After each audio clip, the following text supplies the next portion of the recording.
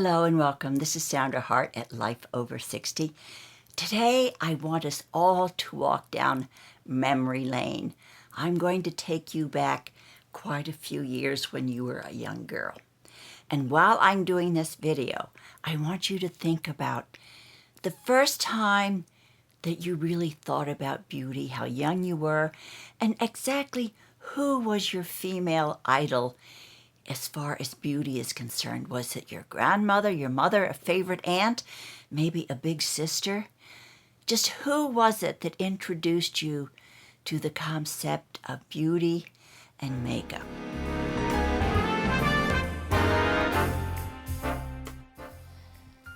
Soap and water and sunbonnets, lanolin and lipstick. From my grandmother to my mother,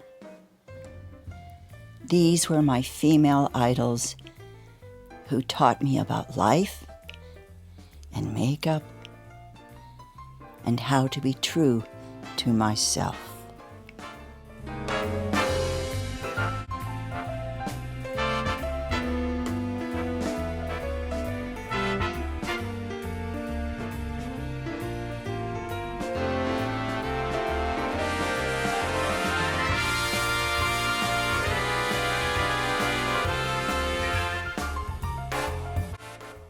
I grew up in the late 40s and early 50s, and my first connection with beauty came when I was maybe about 3 or 4 years old, and my very favorite aunt painted my fingernails red, and my father was infuriated because he didn't like the color red at all.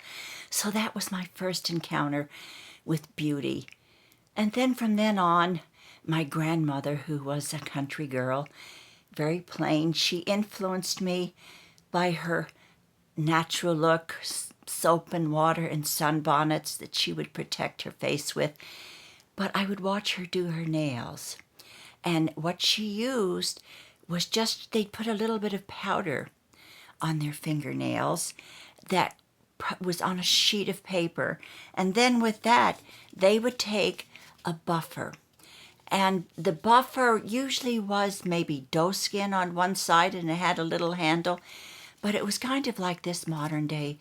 And they would just softly buff and shine their nails until they were really, really shiny. And that was the natural way that my grandmother did her beauty routine.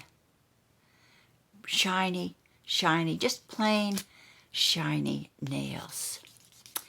And then, when maybe I was about, 7 or 8, when my mother would put on makeup and do her face, I would stand on my tiptoes by her dresser, that she had her beauty things all laid out on her vanity, and I would watch her step by step do her beauty routine at night and before she was going to go out. So today I'm going to try to recreate the beauty routine that influenced me to think about beauty and to start loving makeup. Now, my mother never used water on her face. She would always use something like a Pond's cold cream. Even if she didn't have makeup on, she would put a little bit on her face in the morning and then wipe it off with a cloth. We didn't have a bunch of Kleenex back then because it was after the war, and a lot of things really were not available to both women and men. So she would use something like this, and she would cleanse her face with Pond's cleanser. And if she had makeup on, she would use the very same thing. So let's pretend that I have makeup on, and I'll put a little bit of Pond's cold cream on my face, just a little bit because I don't have any makeup on. And just do like this and wipe it off. And I'm going to use a Kleenex because we have Kleenexes now. And I'm just going to wipe it off. Very gently wipe it off. But I'm going to tell you, it does feel nice and smooth and clean. All right, now, she's always started with a clean skin, and I would watch her with my big eyes, watching her put on her makeup. Now, what she used was a liquid lanolin. Lanolin was very, very big in those days because it would soften the skin and keep the moisture in the skin. Now, people who had bad skin really couldn't use lanolin because it was too heavy, but my mother had beautiful skin. So I found this product on Amazon, Lanolin Oil Nourishing Cream. So I'm going to put a little bit of this lanolin oil on my skin, just a tiny little bit to keep it soft and moist. Now, she would do this twice a day, in the morning, and she would lather her face up with it at night. So let's just put a little bit of this lanolin cream on. And she always let her fingers do the walking. It's just a habit that I've gotten into too. So here we go. Now, I know my mother always used some kind of light liquid foundation. Perhaps it would be Helena Rubinstein or Avon, and I just happen to have some Avon foundation here with me, so I'm going to put on this Avon foundation. This just happens to be Avon True. I'm sure it probably wasn't the one that she used, but just a tiny drop. She never was heavy-handed on anything that she did. But the women in the late 40s and 1950s, their idols were all the movie stars. Lana Turner, Katharine Hepburn, and all the stars that they would watch on the screen, and they would copy their beauty routine from those. And all of the Max Factor and the makeup companies would use the starlets, and the movie stars would be in their ads, so that all of the women wanted to be exactly like those movie stars. You know, I never saw my mother put anything under her eyes, so I'm not going to put any of the foundation under my eyes. So I hope that is smooth enough. Let me look into my mirror to see if it's okay. All right, so that basically is what my mother would do for foundation. Now, for her eyes, I never ever saw her put eyeshadow on. Eyeshadow actually wasn't a big thing in the 50s, but the important thing was to really do a glamorous eye that with mascara. And I just happen to have the Boom Bright here, which is an all-natural mascara product. Of course, this was not back in the 50s, but I didn't have anything that would be comparable to a 1950s mascara. So let's put on the mascara. And I always watched her do that, and she was always very careful. Eyes were awfully important.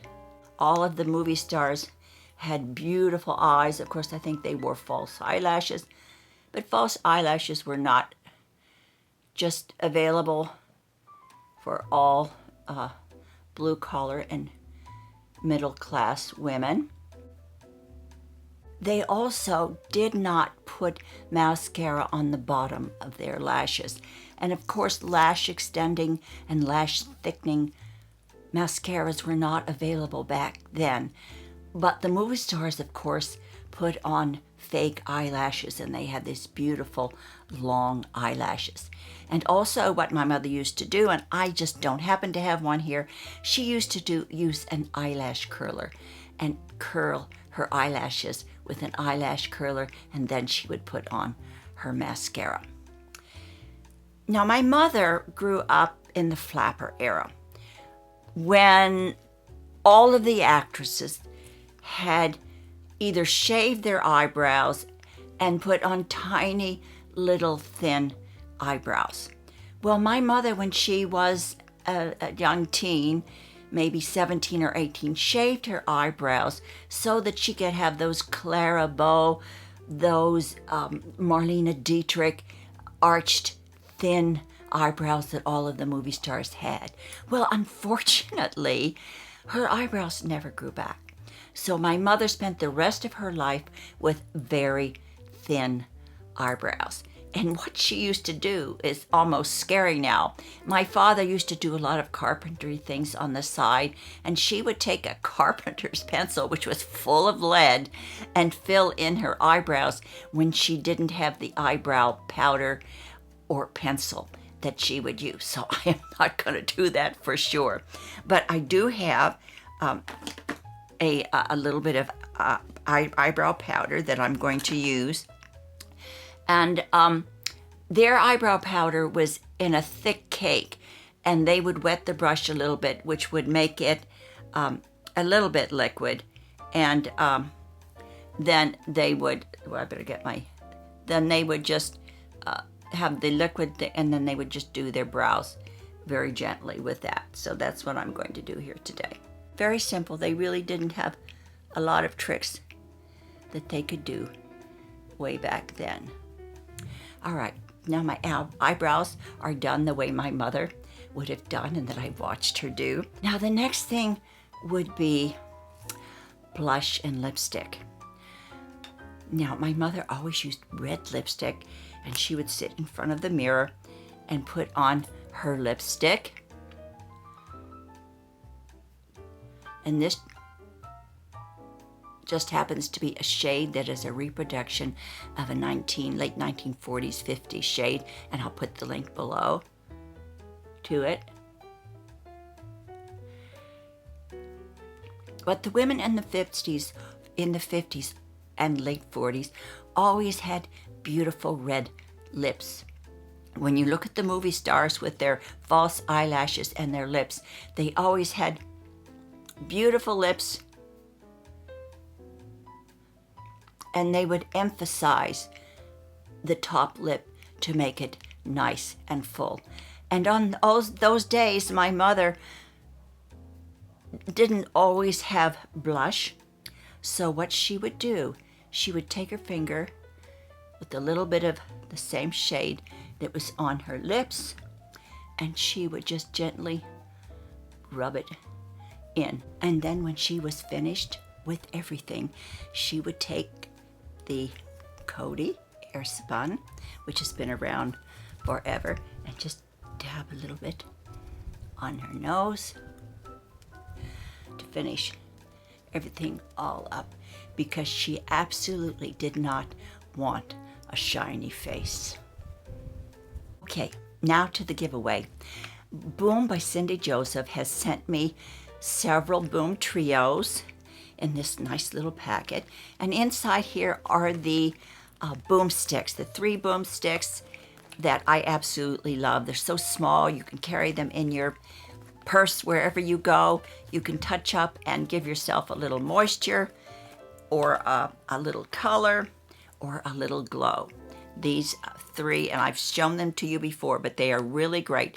But I'm going to give away to 2 very lucky subscribers the Boom Trio. And all you have to do is, in your comment below, when you're telling me about who inspired you to be beautiful, put the word boomsticks in there. That's all you have to do. You can even start out your comment with boomsticks, and then I will use the random picker, and it will pick me 2 winners. So good luck to all of you. I love these little sticks because I am not a real heavy makeup user. I carry them in my purse all the time to freshen my lips, to freshen my cheeks, and to give a little bit of moisture to my skin when I'm on the go. Thank you so very much for spending some time with me today. Please do something really good for yourself today, and be kind to whomever crosses your path. And of course, let's not forget to share the love. Thank you so much, and I hope to see you again in my next video.